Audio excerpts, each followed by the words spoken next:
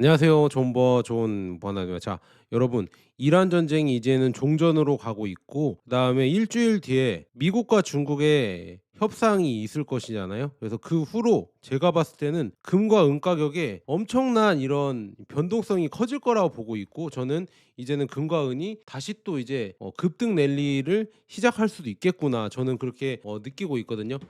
왜 그렇게 느끼고 있냐? 원래부터 여러분들 이 전쟁 전에 어떤 게 지금 계속 지속되고 있었죠? 제가 매번 주식이나 아니면 뭐 ETF 그다음에 금이나 은을 시황을 봐드리면서 매번 말씀드린 게 있었잖아요. 그게 무엇이냐? 달러 약세죠. 그래서 말씀드리면서 차트 보여드리면서 달러가 1년 동안 뭐 11%에서 12% 마이너스가 됐다. 그런데 원화는 더 떨어져서 환율이 오른 거다. 근데 이제 지금 보니까 원달러 환율이 뭐 1,400원대 이상이지만 그때보다 이제 또 전쟁이 지금 종전이 온다고 하니까 내려오고 있고, 그다음에 이 달러 인덱스가 점점 더 내려오고 있고, 그다음에 전쟁 죄송합니다. 이 전쟁을 지금 지속하더라도 달러 인덱스가 그렇게 크게 안 올랐었잖아요. 그래서 지금 보면은요, 이제는 달러 약세가 되고 있다고 합니다. 그래서 이게 뭐냐, 여러분들 진짜 집중해서 들으셔야 돼. AI도 이거는 안 알려주는 겁니다. 자, 이 달러 약세가 이제 다시 또 시작이 되는 거예요. 이걸 막아보려고 제가 봤을 때는 전쟁을 한 거고요. 그다음에 전쟁 전에 금 가격이랑 은 가격이 급등한 이유는 뭐였냐? 결국에 달러가 무너지고 있었다. 근데 이 전쟁으로 그걸 막아보려고 했지만 그것도 이제는 여의치 않죠. 이 이란을 굴복시켜서 진짜 달러 패권을 다시 공고히 하면서 이제 유라시아 이쪽을 다 장악을 미국이 해버리면서 페트로달러로 다시 또 달러의 힘을 키우려고 했는데 결국엔 이게 이 계획대로 잘 안 되고 있죠. 그러면은 뭐다? 결국엔 다시 또 금과 은이 올라갈 수밖에 없는 이런 시나리오로 가고 있다. 이 달러 약세가 이제 앞으로 또 달러 약세가 시작되고 있고요. 지금 이미 시작되고 있습니다. 그래서 달러 지수, 달러 인덱스를 가져왔는데 여기 보세요. 지금 보면 이게 2022년 그다음에 26년까지 이렇게 차트를 가져왔어요. 근데 지금 보면 전쟁할 때 러시아 우크라이나 전쟁할 때는 달러 인덱스가 이렇게 올라서 110을 넘어갔었는데 지금 보면요, 지지부진하게 원래 내려왔고요. 최근에 25년부터 급속도로 내려왔는데 결국 지금 미국 이란 전쟁을 하더라도 이 전 고점으로 못 올라왔죠. 그거는 뭐나? 이 전쟁을 하더라도 달러는 그렇게 오르지 않고 그냥 현상 유지라도 했을 뿐입니다. 그 이후로 그 전까지 이제 달러의 가치를 올릴 수가 없다는 얘기죠. 그 이유는 뭐냐? 미국이 너무 많은 부채를 계속 남발하고 있고 이 부채가 계속 커지잖아요. 이제는 30조 달러가 아니라 40조 달러가 넘어가고 있고, 그다음에 이제는 연간 1조 달러 이상의 이 이자만 해도 이렇게 생긴다고 하거든요. 이게 이제는 국방비를 뛰어넘었다. 이렇게 계속 되다가는 결국 이 제국이 저는 유지할 수 있을까, 그런 의심까지도 들거든요. 이 달러의 제국이 과연 이게 지속 가능한가, 이거를 여러분들 계속 여러분한테도 한번 물어보셔야 돼요. 이 고점인지 아닌지 이런 거는 여러분들 지속 가능하냐, 그리고 지금 이거 밸류가 맞냐, 이 주식에서도 그렇고 지금 여러 가지를 다 판단해 보실 때 물론 이게 판단한다고 그대로 뭐 타이밍이 바로 떨어지거나 상승하거나 그런 건 아니지만 결국에 사필 규정이라고 하잖아요. 시간이 지나면 지날수록 그쪽으로 가게 되어 있습니다. 근데 이 타이밍은 저도 정확하게 모른다는 얘기죠. 하지만 이 관성의 법칙으로 봤을 때에는 이 달러 약세는 지속될 수밖에 없다. 왜냐? 미국에서 계속 돈을 풀 수밖에 없으니까. 어떻게든 뭐 국채 발행을 하려고 하잖아요. 그래서 뭐 스테이블 코인을 만들겠다. 뭐 스테이블 코인 뭐 법안, 뭐 클레디티 법안인가 뭐 이런 걸 만들어 갖고 뭐 또 이제 국채를 더 뿌리려고 하는 이런 시도를 하는 거 봤을 때는 역시나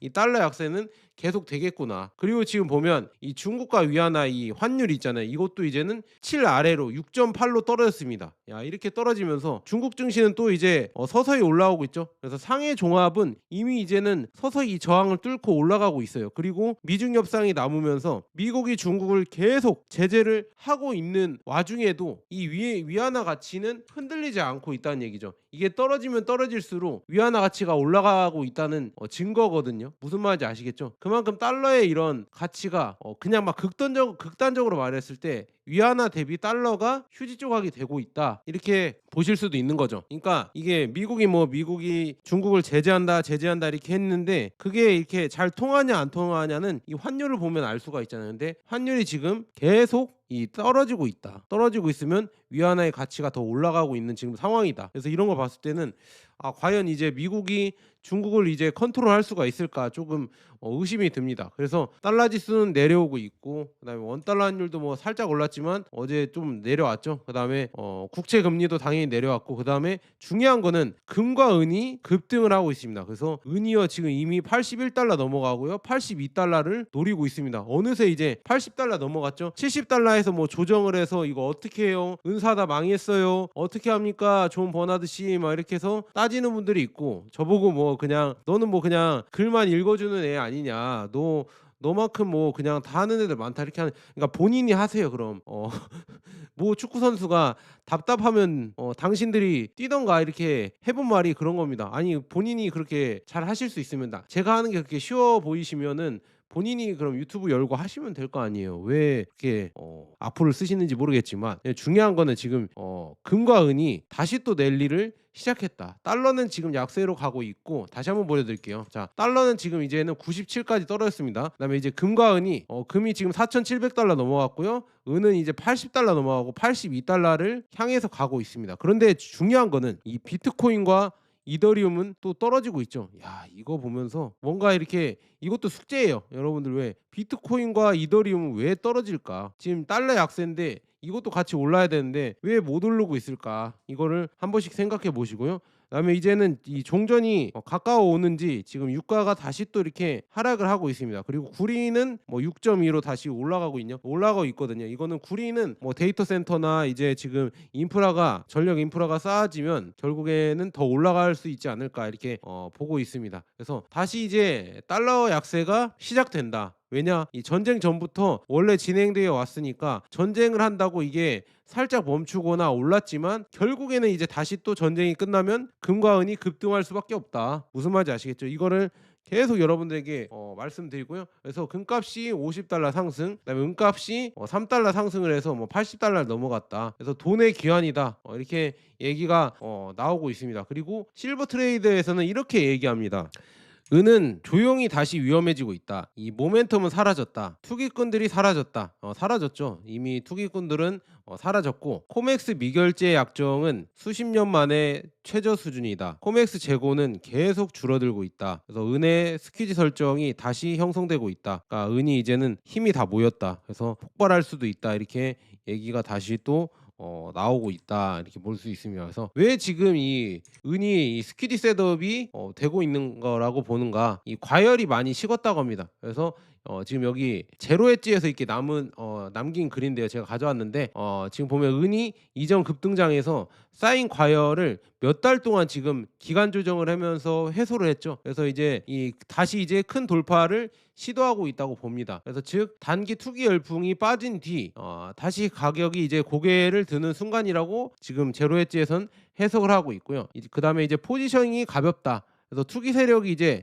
이 포지션이 생각보다 가볍고, 모멘텀 추종 자금이 아직 본격적으로 들어오지 않았다는 점을 강조하고 있고, 그다음에 이런 상태에서 가격이 돌파하면 뒤늦게 따라붙는 자금이 몰리며 상승 속도가 빨라질 수 있다고 이렇게 제로 엣지는 보고 있고, 그다음에 변동성이 식었다고 합니다. 이전 급등 급락 국면에서 높아졌던 변동성이 진정됐기 때문에 시장이 다시 움직일 여지가 생겼다는 주장입니다. 그래서 변동성이 낮을 때 가격이 방향성을 잡으면 옵션 선물 쪽 수급이 다시 붙으면서 급등이 커질 수 있다고 이렇게 보고 있고요. 그다음에 비대칭 구간이 다시 생겼다. 그래서 지금 보면 쭉 해서 쉽게 말하면 이 하락 위험보다 상승 폭발 가능성이 다시 커지는 구간으로 본다는 뜻이라고 합니다. 이제는 진짜 금과 은이 얼마나 올랐까. 특히나 은이 이제는 또 이제 부족 현상이 일어나면 다시 또 크게 올라갈 수 있는 가능성이 있겠구나 이렇게 보고 있고요. 그다음에 배경은 뭐가 있냐? 이 은 시장은 실제로 이 지금 공급 부족의 사태에 위험이 남아 있다. 그래서 은 시장은 26년에도 이 구조적 공급 부족이 이어질 것으로 전망이 된다고 합니다. 그래서 로이터는 지금 은 연구소 있잖아요. 실버 인스티튜트가 이 메탈 포커스 자료를 인용해서 26년 은 시장이 6년 연속 구조적 적자에 들어갈 가능성이 있고 21년 이후 재고에서 총 7억 6,200만 온스가 빠져나갔다고 보도했습니다. 다만 중요한 점은 뭐냐? 이게 단순히 은이 무조건 부족하다는 이야기는 아닙니다. 이 골드만삭스 쪽 분석은 은의 이 극단적인 변동성이 전 세계 절대 부족보다 런던, 뉴욕 등 지역별 재고 불균형에서 나온다고 봅니다. 그러니까 이제는 서방에서 이제 실제 은이 없어지고 동양으로 엄청나게 은이 많이 모일 것이다. 동양은 은이 넘쳐나는데 서양 쪽에서 이 코맥스랑 런던 이쪽에서 이제는 실물 재고가 없는 현상이 벌어질 수가 있다. 왜냐, 종이로 장난진을 치니까. 이거 자세한 내용은 내일 해볼까요? 내일 제가 자료들이 있는데 이거 자세하게 조사해서 한번 하거나 아니면 다음날 하도록 하겠습니다. 즉, 이 은이 없는 것보다 이 필요한 곳에 은이 없는 구조가 스퀴즈를 키운다는 해석입니다. 무슨 말인지 아시겠죠? 실제 필요할 때 이제 은이 없다는 게 그게 문제가 많이 되고 있고요. 그리고 여기서 이제 중국이 진짜 앞으로 무서워지는 이유가 뭐냐면은요. 이 얘기하면 또 제가 또 중국을 옹호하냐 이런 얘기가 나올 수도 있겠지만 그게 팩트라서 어쩔 수 없습니다. 중국이 지금 실물을 쥐고 있기 때문에, 원자재를 쥐고 있기 때문에, 히토류, 은, 텅스텐 뭐 여러 가지를 다 중국이 원자재를 쥐고 있으니까 얘네들이 이제는 틀어막으면은 과연 미국 서방 쪽에서 이거를 어떻게 풀어나갈 수 있을까, 이 싸움이거든요. 이게 참 정말 재밌어질 것 같거든요. 그래서 이게 참 궁금합니다. 그래서 이 중국의 이 실물 은시장에 대한 지배력은 26년에 큰 그림자를 들이울 전망이다. 그래서 미국의 이 중국 주요 원유 공급국 이란과 이 베네수엘라에 대한 통제가 중국의 상당한 영향력을 약화시켰다. 그러나 중국은 보복으로 사용할 다른 카드를 가지고 있으며 그중 주요한 것이 은이다. 그래서 중국은 전 세계 은 불티온의 70%와 지금 은 광석 추출의 필수적인 황산의 40%에 대한 공급을 장악하고 있다. 그래서 지금 중국이 은 공급을 제한하고 있다고 이렇게 나와 있고요. 그래서 그게 뭐냐? 이 은 자체를 건드리지 않고도 이렇게 제한을 할 수가 있다. 그게 5월 1일부터 황산 수출을 금지했거든요. 그래서 이 황산은 구리채굴의 필수적이다. 그래서 그 얘기를 좀 해드릴게요. 자, 그래서 중국은 지금 은을 직접적으로 건드리지 않고 은을 제한하는 방법을 쓰고 있다. 야, 은은하게 이제 은을 제한하고 있다고 합니다. 그래서 25년 말 이후 중국은 은 시장에서 3가지 뚜렷한 움직임을 보였다고 합니다. 어떤 움직임일까요? 여러분들 이거 한번 집중해 보세요. 자, 은 수출을 제한했다. 그다음에 수익 기록을 세웠다. 그러니까 은을 엄청나게 수입을 했다. 그다음에 이제 이 황산 수출을 중단하고 있으며 블룸버그와 S&P 글로벌이 5월부터 이를 확인했습니다. 그래서 세 번째 이동에는 은에 대한 언급이 없습니다. 그럴 필요도 없어요. 이 금지는 이 전 세계 구리 채굴 사업을 대상으로 합니다. 그래서 구리 가격이 더 많이 오를 수 있다니까. 이게 무서워진다니까. 구리도 이제 채굴이 잘 안 될 거라. 그래서 새로 채굴된 은의 약 70%가 이 구리납 아연 채굴의 이 부산물이기 때문에 구리 생산량 압박은 은 공급량 압박도 동일하게 된다. 그래서 이것은 은에 대한 제한이 아닙니다. 이는 그 많은 부분을 생산하는 산업화학에 대한 제한입니다. 이렇게 나와 있네요. 그래서 중국의 이 황산 수출 금지가 은 공급에 어떤 영향을 미치나요? 이렇게 물어보니까요, 여러분들, 황산은 이 구리와 이렇게 지금 침출, 채굴의 이 핵심 투입물이라고 합니다. 그래서 구체적으로 뭐냐, 여기 지금 보면 이 공정은 이 저등급 산화광석에서 금속을 붓은 암석에서 이제 녹여서 구리를 추출하는 과정이 있다고 합니다. 이런 어려운 과정이 있나 봐요. 그래서 이러한 침출 대부분은 세계 최대 구리 생산국인 칠레에서 일어난다고 합니다. 칠레는 역사적으로 여기 밑줄 그은 것처럼 약 100만 톤, 매년 100만 톤 이상의 중국의 황산을 수입해 왔습니다. S&P 글로벌 마켓 인텔리전스에 따르면 25년 중국은 칠레 전체 이 황산 수입의 37%를 공급했습니다. 이미 압박감이 드러나고 있습니다. 아이반호 마인즈 공동회장 로버트 프리들랜드 여기에 따르면 4월 중순까지 일부 구리 생산 업체들은 황산 공급량의 이 30일 미만으로 운영되고 있다고 S&P 글로벌이 4월 12일 인용한 바 있습니다. 그래서 이렇게 보시면 될 것 같고, 또한 칠레의 이 황산 이 가격은 한 달 만에 44%가 급등을 했다고 합니다. 그래서 리오틴토 유명하죠. 리오틴토의 최고 상업 책임자는 이번 달 이 산업 컨퍼런스에서 칠레를 황산 수입 필요성 측면에서 가장 노출된 국가로 평가했습니다. 진짜 이렇게 지금 황산을 수출을 안 하니까 구리 생산도 이제 차질이 되면서 구리도 이제 급등할 수 있다는 이런 메커니즘이 나오고, 은은 당연히 이제 더 많이 부족해지겠죠. 그렇다면 지금 은은 어디에 등장할까요? 실버 연구소의 세계 은 조사 25년에 따르면 새로 채굴된 70%의 전용 이 은 광산이 아니라 이 은의 70%가 구리나 마연의 부산물이잖아요. 이거는 뭐 계속 여러분들이 복습했으니까 아실 거라고 보고 있고요. 은은 이제 따로 추출되지 않고 이 기본 금속과 함께 움직이게 됩니다. 그래서 즉 뭐냐, 이 구리 생산이 둔화되면은 은 생산도 같이 감소를 하는 게 거의 뭐 기본적이죠. 그래서 은을 생산하는 과정을 부작용으로 제한한다면 여기 나와 있죠. 은의 공급을 직접적으로 제한할 필요가 없다. 그러니까 구리 생산을 마비시켜 버리면 은도 당연히 안 나올 것이다. 특히 S&P 글로벌과 뭐 CRU 분석가들은 이 금지 조치가 26년 말까지 지속될 것이라고 예상합니다. 그래서 만약 그렇게 된다면 이 칠레, 이 콩고 민주공화국, 잠비아에서 이 구리 생산량이 제한될 가능성이 높으며 구리와 함께 은 공급도 타격을 입게 될 것이다. 그래서 구리도 있잖아요. 구리도 그렇고요.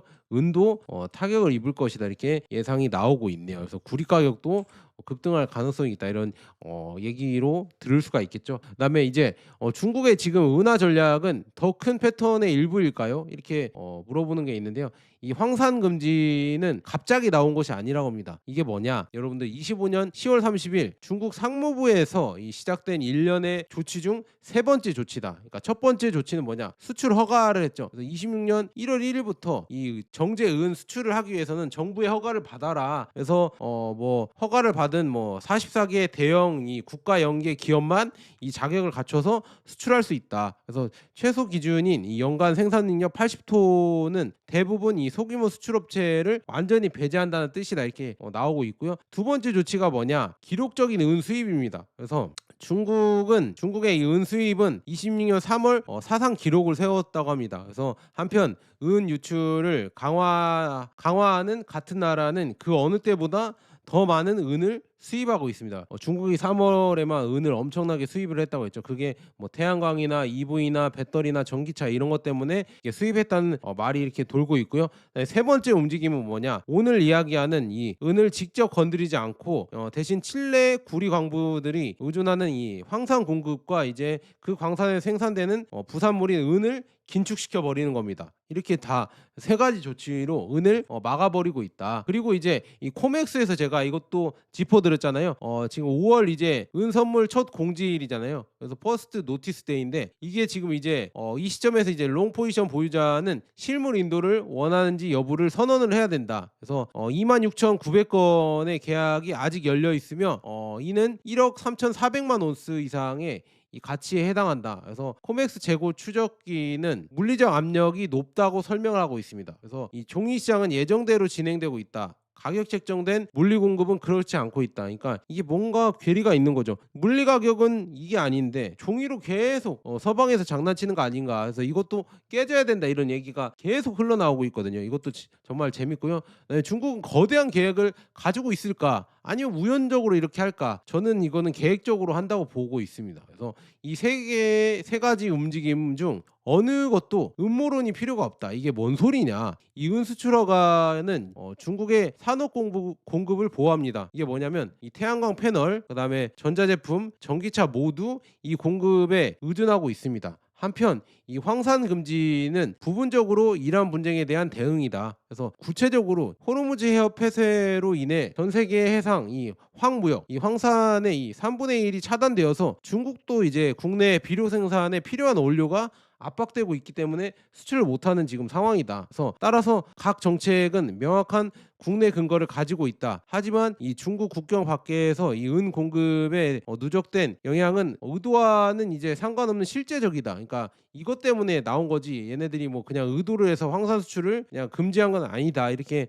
나오고 있습니다. 그래서 세 번째 움직임, 세 번의 움직임, 그다음에 세 가지의 다른 공급 레버, 그다음에 모두 2025년 말부터 경금 조정이 진행 중입니다. 그래서 은 수요는 지금 26년 6년 연속 지금 계속 이 적자잖아요. 적자를 예측되고 있고요. 또한 5년 누적 적자는 이 8억 온스를 넘어섰는데 이는 이 전 세계 광산 생산량의 1년치에 해당한다. 이렇게 나와 있네요. 지금 6년 연속 이제 계속 공급 부족이다. 은이 없다. 은이 여러분들 쥐기가 진짜 힘들어진다. 이게 지금 우리나라에서는 요즘 은 가격이 떨어져서 실버바 구하기가 진짜 쉽거든요. 혹시 관심 있으신 분들은 제 거 링크 한번 클릭해 주시면 좋을 것 같고요. 그래서 중요한 거는 지금은 넘쳐나는데 다시 또 은 랠리가 시작되면 서로 이제 실버바 사려고 난리가 날 겁니다. 그래서 그거 한 번씩 여러분들 보시면 될 것 같고, 그래서 진짜 실물은은 중국이 계속 쟁여놓고 웬만하면 수출을 안 하려고 할 것이다, 이렇게 얘기가 나오고 있고요. 투자자들은 이 다음에 주목해야 할 점은 무엇일까? 여러분들이 이게 주목해야 할 점은 뭐냐면요, 제가 봤을 때는 이제 이렇게 이 황산 수출이 금지된다고 하면요, 이 칠레 구매자들이 아마도 5월과 6월 이 구리 생산 데이터를 주목을 해야 된다고 합니다. 그때 이제 황산 부족이 생기면서 생산이 차질을 겪을 수가 있다. 그러면은 은도 이제 자연스럽게 이 부산물로 나오는데 이 효과가 떨어지겠죠. 그렇다고 하면 은 가격은 5월 6월에 지금 어떻게 될 것인가 한번 체크를 해보자. 근데 이제 종전이 되면서 또 이제 황산이 이제 바로 수출이 된다고 하면 이것도 해소가 될 것 같긴 한데, 살짝 이렇게 막히면서 급등을 할 수 있을까, 약간 이런 기대까지도 한번 해보는 거고요. 그다음에 미국도 이런 조치를 취하고 있습니다. 은이 부족해지니까요, 미국도 은 가격 하한선을 조용히 구축하고 있다. 구축을 조용히 추진 중이다. 그래서 이게 뭐냐 이렇게 쭉 보니까요, 은이 지금 핵심 광물 목록에 추가됐죠. 11월 25일 날 미국의 핵심 광물로 추가가 됐고, 백악관 지침 이 핵심 광물의 가격 하한선을 평가했다. 그래서 26년 1월, 그다음에 마감은 7월, 마감일은 7월. 그래서 미국 멕시코 60일 행동 계획에서 국경 조정 가격 하한선에 대해서 명시적으로 논의했다. 그래서 이건 26년 2월에 했고요. 그다음에 EU 및 일본과의 고위급 회담에서 이 가격 조정 비축, 그다음에 무역 조치에 대한 조정으로 26년 4월에 이걸 했었고, 그래서 이는 이 은의 이 국내 공급망을 보호하기 위한 체계적인 추진으로, 은은 이제 태양광, 전기차, AI, 국방의 핵심적이라고 공식적으로 인정받은 금속입니다. 장기적으로 이는 무엇을 의미할 수 있을까요? 역시나 이런 가격 지지, 그러니까 정부가 지원하는 이 가격 지지가 있을 것이고, 관세 또는 이제 전략적 조달 가능성이 있기 때문에 역시나 은도 계속 이제 하한선을 높이면서 올라갈 수 있다는 이런 얘기겠죠. 그래서 이게 참 중요한 말인 것 같고요. 그다음에 이제 이란 휴전 희망으로 이제 원유가 이제 폭락한 후에 달러 약세와 이제 금은이 급등하기 시작했다. 이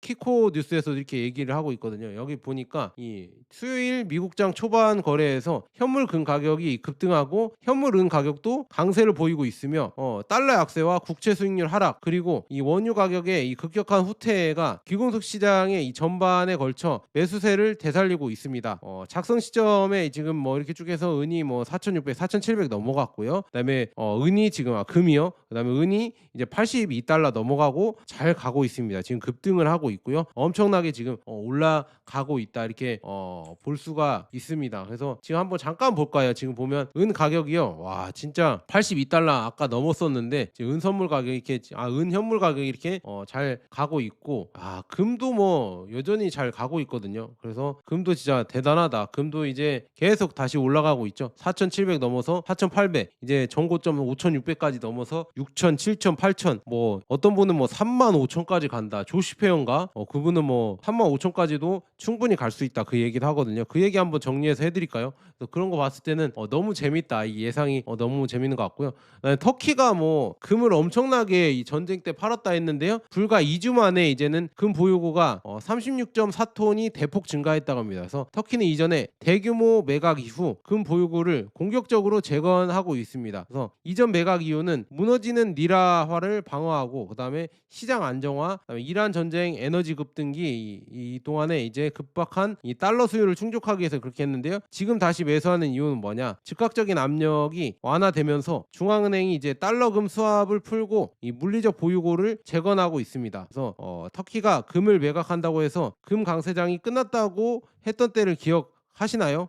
그러니까 앞으로 이제 또 계속 이 터키까지도 금을 매수하면서 올라갈 수밖에 없다, 이거를 얘기를 하고 있고요. 그다음에 이것도 있죠. 이 화폐 인쇄기들이 돌이킬 수 없는 지점을 지나가고 있다. 제로 엣지가 이렇게 경고를 하고 있는데, 이게 뭐냐? 최근 분석에 따르면 수년간 전례 없는 경기 부양체, 돈 찍기죠. 화폐 인쇄 이후 중앙은행들은 이제 결코 정상적인 통화 정책으로 돌아갈 수 없는 지점을 넘어섰다고 주장한다. 더 높은 구조적 인플레이션과 지속적인 통화 가치 하락이 이제 기본 시나리오가 되었다. 금감원 스테이커들을 위해 이것은 바로 무한한 이 법정화폐 팽창에 대한 궁극적인 해지로서 실물 귀금속이 빛을 발하는 환경이다. 이렇게 나와 있네요. 그래서 이제 어떻게 하실 것인가? 여러분들은 실물을 모으실 것인가? 아니면 그냥 현금을 그냥 가져가실 것인가? 이걸 한번 생각해 보셔라. 이렇게 말씀드리고요. 그다음에 이제 김치 프리미엄닷컴에서 가져왔는데요. 지금 보면요. 이제 금 시세가 워낙 지금 소외됐기 때문에 역 프리미엄이 나오고 있어요. 이제는 김프가 이제 역으로 나오고 있다. 그러니까 지금 금 가격이 이제는 김치 프리미엄이 거의 안 낀 지금 상태다. 그래서 혹시나 실물 내가 투자에 관심 있다 이렇게 하시는 분들은 제 거 이렇게 왼쪽 하단에 링크 이렇게 올려드리니까 저도 실물 이렇게 금이랑 은이랑 좀 모으고 있거든요. 꾸준히 물론 제가 부자가 아니라서 막 어떤 분들은 뭐 금이 뭐 3kg, 4kg 있다 뭐 이렇게 하시는 분들이 있는데 그 정도는 제가 아직 돈이 안 돼서 못 모으고 있고요. 그 정도 모으는 이 목표로 하고 있죠. 그래서 많이 여러분들이 도와주십시오. 이렇게 모아가고 있고, 그래서 혹시 관심 있으신 분들은 제 거 왼쪽 하단에 제품 보기란이 있거든요. 이거 클릭하시면은 링크 뜨니까 한 번씩 클릭해 보셔서 시세 한번 보시고요. 굳이 안 사시더라도 뭐 다른 거 이렇게 클릭해 주시고 클릭만 해주셔도 저한테 도움이 되니까 여러분들 한 번씩 부탁드립니다. 자, 여기까지 지금 이제 달러 약세는 이제 전쟁이 끝나면 다시 시작될 겁니다. 그러면 어떻게 된다? 금과 은 가격은 다시 또 올라갈 수밖에 없겠죠. 그래서 그렇게 보시면 될 것 같고요. 이 흐름은 아마도 꾸준히 관성대로 몇 년간 지속될 수밖에 없다. 저는 그렇게 보고 있고, 이제 기축 통화까지도 이제는 바뀌는 시기가 올 겁니다. 이제 어디 연구소, 이제 어디 아카데미 이런 대형 채널에서 이 기축 통화 얘기를 할 때 됐으면은요, 그때는 금 가격이 1만 달러, 2만 달러는 넘어가 있겠죠. 그래서 여러분들 그때를 한번 기다리시고요, 한 번씩 이렇게 웃으면서 지내셨으면 좋겠습니다. 감사합니다.